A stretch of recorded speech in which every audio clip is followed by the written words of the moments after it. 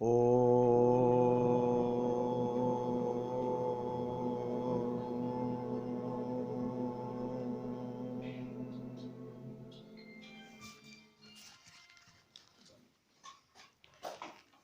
the Bhagavad Gita, the first chapter, 36th verse, where Arjuna has performance issues, he is going to war, and after going there he becomes afraid, hesitant, and now he is rationalizing, justifying his fear, justifying his hesitation to fight the war, and he says, Nihatya dharta rashtran na ka priti syad janardana papameva ashrayet asmat hatvai etan atatayinah.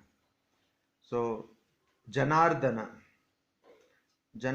means a person. There can be two meanings. A person who has done ardhana, or one who has killed an asura called Jana, which happened in the life of Sri Krishna, or a person who can, or who is prayed to by everyone for prosperity, and very few people pray for moksha, that most people don't want. So for prosperity. Anyway, anybody has any idea what moksha is? Please raise your hand if anyone has any idea what is moksha. No idea. What is moksha? It's the freedom from the cycle of birth and death. It's the freedom from the cycle of birth and death. Do you want moksha? I'm not sure. No. You don't want moksha. Fine. It's all right. So Janardana, that means a person to whom people pray for asking something. Mainly it is prosperity, bank balance, and some people, very few, ask for moksha. Then Dharta Rashtran, that means people who come in the lineage of Dhritarashtra or the sons of Dhritarashtra, Nihatya, killing the sons of Dhritarashtra, Naha, our ka, what, priti, pleasure, syat would be. So what pleasure would come to us by killing the sons of Dhritarashtra? Why? Because atatayinah hatva asman papameva ashrayet. By killing these people who are called atatayin, it is we will get only sin, because they are sinners. Who is a atatayin? Atatayin, there are 5 kinds of misdeeds. A person who does any of these 5 is called an atatayin. So one who sets fire to others' house, one who poisons another person, one who attacks another person who is unarmed with a sword or with a weapon, and a person who steals the property. So property means wealth, land or wife of another person. That person is called an atatayin. So here the logic of Arjuna is that, you see, if we kill an atatayin, then we will ourselves become like an atatayin, because they are such a horrible people. They have done all these. In fact, in the case of the sons of Dhritarashtra, that is Kauravas, they have done all these things. They have done all these things. So if we kill them, then it will only create more sins to us. So it is like you are living in a locality and you pass by, particularly women or young women, they pass by a place and there are people who are, jeering at them, teasing them and all that. And the women are advised, don't look at that side, don't tell anything, because that will create problem, and don't mix with these people, etc. And suppose somebody is telling you something, then the advice is that don't tell anything, because as they say in Hindi, कीचड़ में पत्थर फेंकने से कीचड़ लगेगा अपने ऊपर. These are all stupid logic. Why do we do this? Because we are afraid. That's the reason. That's the plain and simple reason. Because we would not do it if a person who is our employee, we have employed someone, misbehaves in that manner, we won't. We will say, hey, behave or I will fire you. That's what you say. But when a person is more powerful, has more strength than you, then you say, "Usse mat lado bhaiya, it is difficult and it is also going to create more problem, etc." So this is what Arjuna says. Most of the times in life, we circumvent a problem or we don't address a problem head on because we are afraid that we can't do that. And for that, we will bring all kinds of logic. A person who doesn't understand the predicament of Arjuna properly or doesn't relate it with one's own life will see that the logic apparently makes a lot of sense, but it doesn't. Then in the next shloka, in the 37th shloka, he says, Tasman narha vayam hantum dharta rashtran swabandhavan swajanam hi katham hatva sukhina syama madhava. So again, here also he says, Tasmat, therefore, Swabandhavan, our own relatives, Dhartarashtra, also who are sons of Dhritarashtra, Vayam, we, Hantum, Na Arha, we are not Arha justified to kill these sons of Dhritarashtra who are our own relatives. Madhava, as I have told you earlier, Madhava means the husband of Lakshmi. So, here it means Vishnu's incarnation, Sri Krishna. So Madhava, he Swajanam Hatva, by killing one's own people, Katham Sukhina Syama, how will we be happy? So how can one get happiness by killing one's own people? That is the logic. So you cannot be happy. In parenting also, this is very important. How can you be happy by chastising your own children? You cannot be happy. So give them whatever they want and spoil them. Why spoil them? If you give your child whatever that child asks, after a period of time, the child knows that the child doesn't understand the value of a particular thing that child is given. She doesn't understand what is the value of that which she gets. So then it creates problem. Later on in life, she thinks that when I wanted something, my parent, father or mother, gave me and did not make me understand the value of. This is the complaint of the new age millennial children born after the millennium. So these children, they say that, you see, this is because of our parents. They did not tell us that how difficult it is to acquire something, the value, both the intrinsic and also the external monetary value of a particular thing. So, same thing is being told here. So, Arjuna is saying, what happiness will I get by killing my own people? But we should understand, just before coming to the war, this fellow took an oath that he will kill Karna. Then it was not my own people. Only when he came and saw the war and everything, then suddenly all this compassion and so much of love came out. यद्यपि एतेन पश्यन्ति लोभोपहत चेतसः कुलक्षय कृतं दोषं मित्रद्रोहे च पातकं कथं न ज्ञेयम् अस्माभिः पापाद् अस्मान् निवर्तितुं कुलक्षय कृतं दोषं प्रपश्यद्भिः Janardan. So you see, this chapter is also another, it indicates another feature particularly found in people who belong to this country, India, Bharat. What is that feature? We talk a lot. We simply talk. That is why, as you know, I told you earlier also, that in mobile we have this Reliance to Reliance free, Vodafone to Vodafone free, unlimited talk plan. I don't think any other country has this. I don't know. Unlimited talk time. Kuch bhi free. Itna paisa bharo, put this much money and you can talk. Because we love to talk. It's about politics, we talk. It's about international politics, we talk. Sports, we talk. Sachin Tendulkar should not have retired or should have retired. Okay, like that. Goes on and on and on. You give the topic. Even without topic, we talk. So, it's like that. Na? Two boys were talking and one fellow said, hey, my mother can talk on any topic. He said, that's nothing. My mother can talk without any topic. So we are all like that. We can talk and talk and talk. And particularly we talk when we cannot do anything. Or we talk and don't do anything.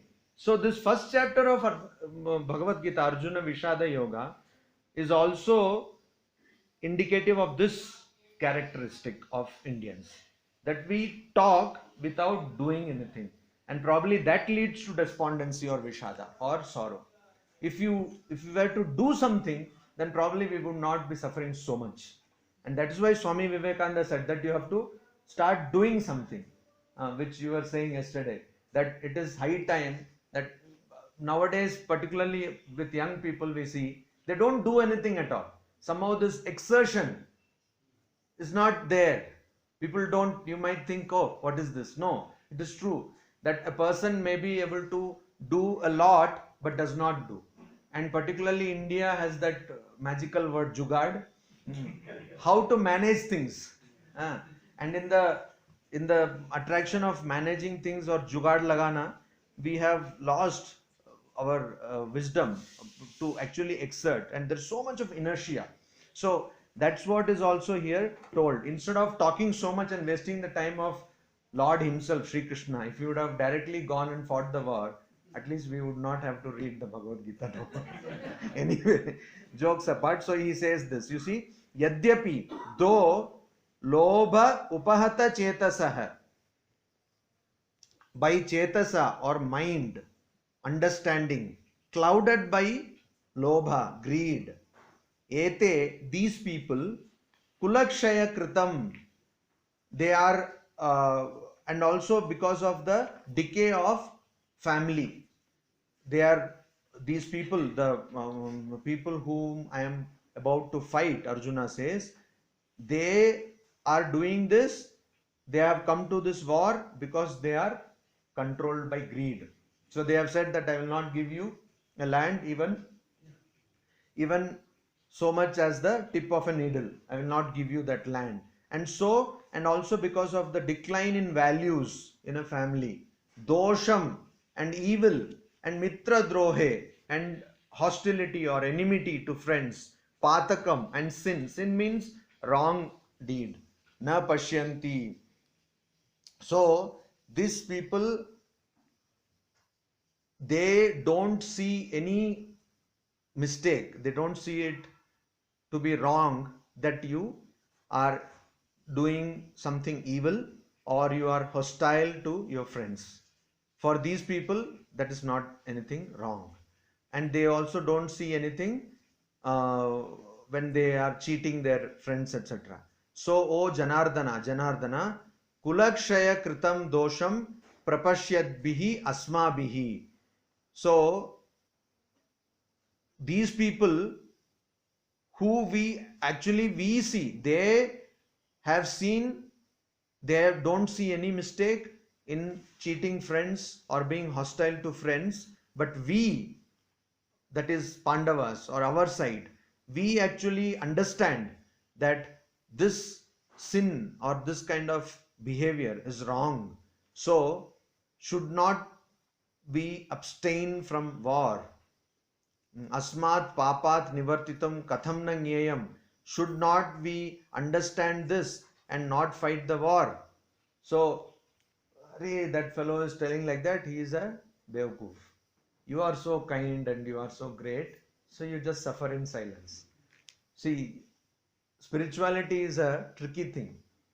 So, as long as you perceive suffering, you have to work against suffering. That is the thing. Many people say, oh, yogi aise baithe hue hain, they don't have any suffering, they don't perceive suffering. So that's all right. But as long as you see suffering, you have to act upon it. So that is, opposites look alike. A tamasic person, a person who is full of inertia, will apparently look like a yogi, who is a sthita prajna, who is established in equanimity. But that is not the case.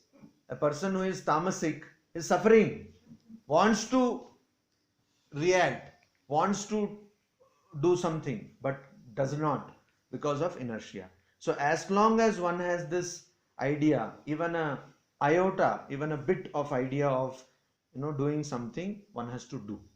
So as long as one is suffering, one has to act. And the moment you don't suffer, even if people are doing something vile, evil, you don't actually understand that in your mind, then it is okay for you not to react. But that is a very high state.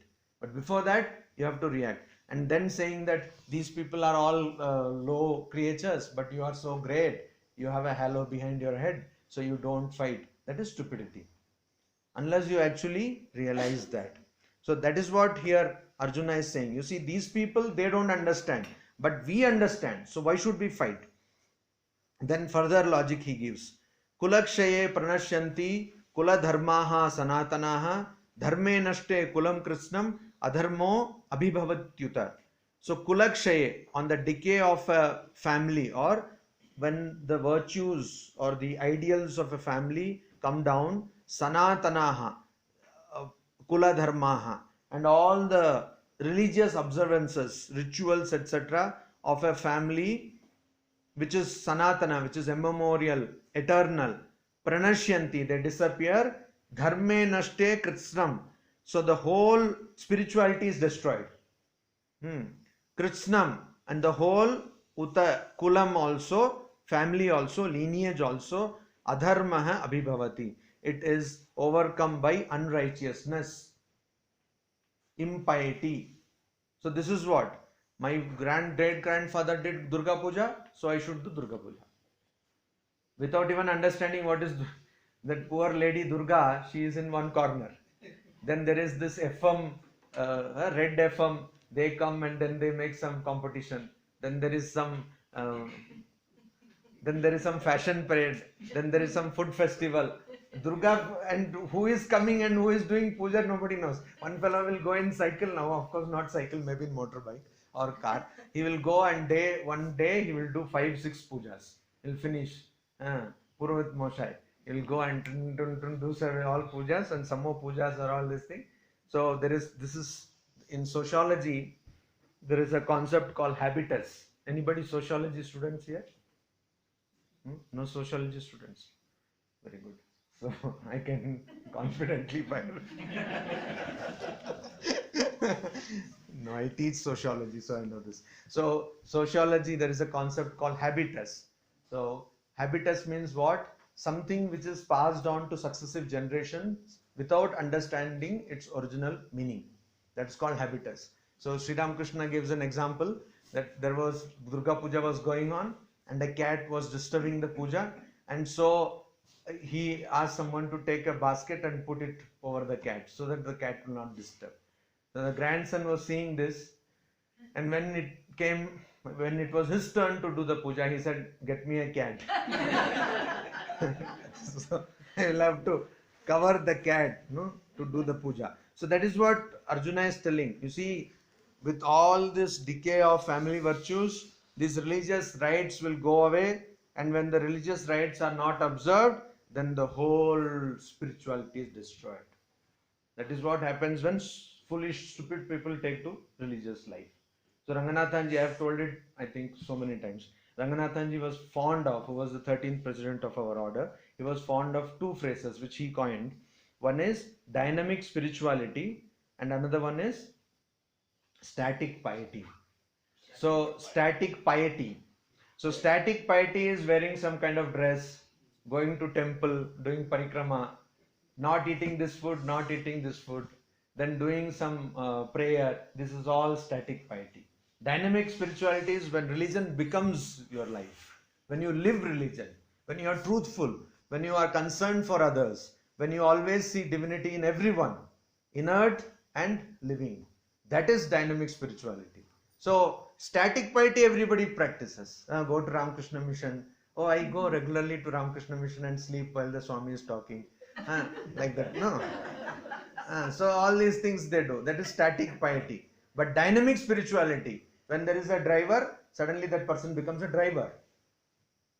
You don't know that there was a subspecies of Homo sapiens sapiens, and that's called driver.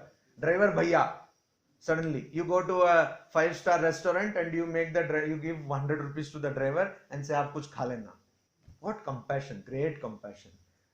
So this is what happens. So you don't somehow feel that the driver is fit to go to your restaurant because you have been produced by God. Bhagavan ne bahut time leke banaya aapko. Aur driver ko to aise dustbin mein dala. So this is what. So then we understand that this is static piety, dynamic spirituality. In a letter written to Sister Nivedita, Swamiji writes, religions of the world have become lifeless mockeries. So that's what it has become, lifeless mockeries. People talk so much that I am doing this, I am doing that, but when they open their mouth, all that comes out is untruth, lies. Husband does not know what the wife is doing, wife does not know what the husband is doing, and children are clueless what their parents are doing. The opposite is also true. Parents are clueless what their children is doing. But everybody is under one roof, supposedly to be a family, but nobody is having any bonding. Why this happens? Because of this kind of thing. कि हाँ हमारे परिवार में सालों से चला आ रहा है ये रीति रिवाज. So रीति रिवाज is not. See, Bhagavad Gita has all these messages. But what we have done, as Ranganathanji says, we have taken Bhagavad Gita, put it on a pedestal and showed it आरती. उसको आरती दिखाया फिर सबको प्रसाद बांट दिया बस खत्म. What is written in that we have failed to practice. So Bhagavad Gita says, so this is what? This is a wrong logic. He says that if the family virtues go away, then people will stop doing all this puja and all that. And then, now you see now, who has time for all these pujas? Does that mean that now spirituality cannot be practiced? Who said?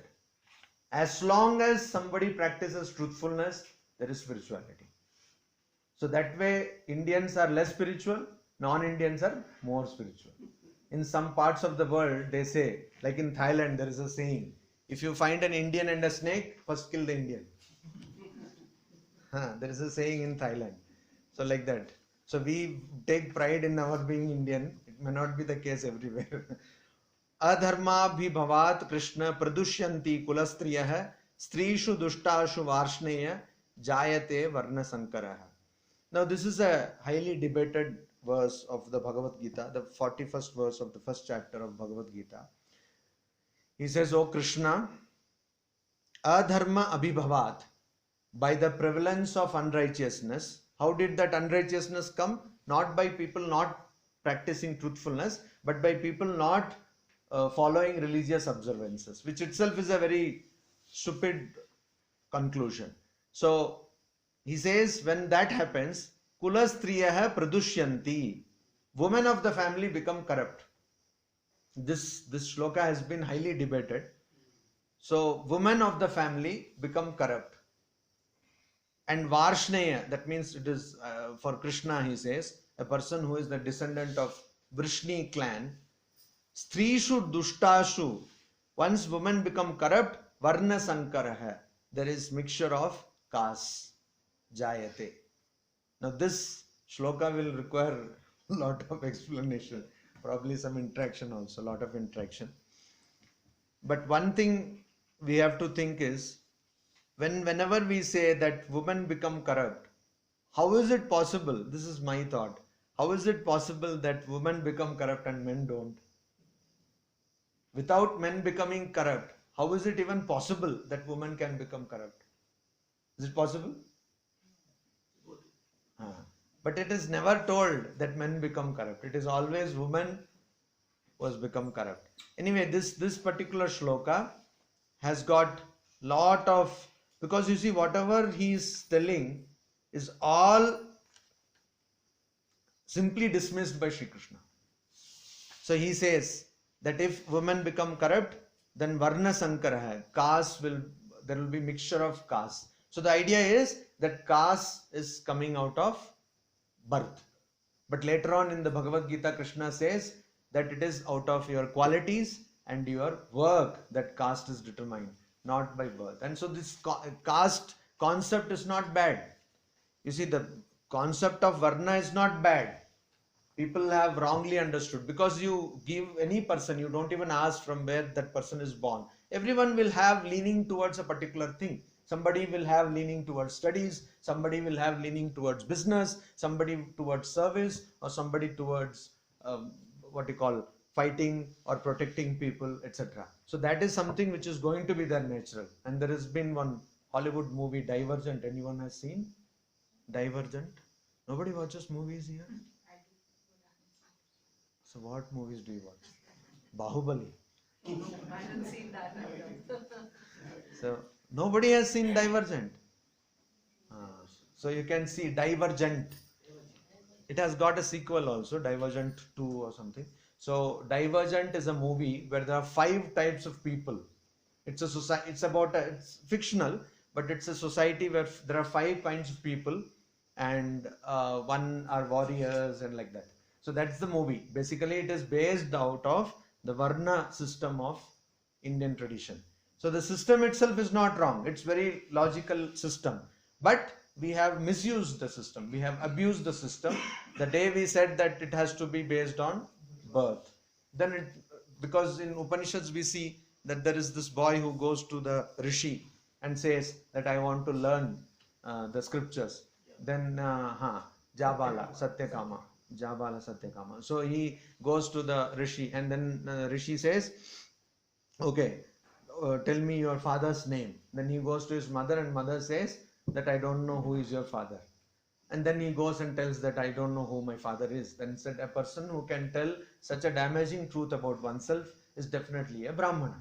And so he is given. And so we see so many people, Kshatriyas becoming Brahma Rishis. So it is true. And also Brahmanas becoming Kshatriyas also is there. So this caste determined by birth is something which is wrong, which was not there in the tradition. It is because of priestcraft, because of some people vested interest, they wanted to abuse other people, torture other people, oppress other people, so they did this. So this shloka requires a lot of explanation. Om Shanti Shanti Shanti Hari Om Tat Sat.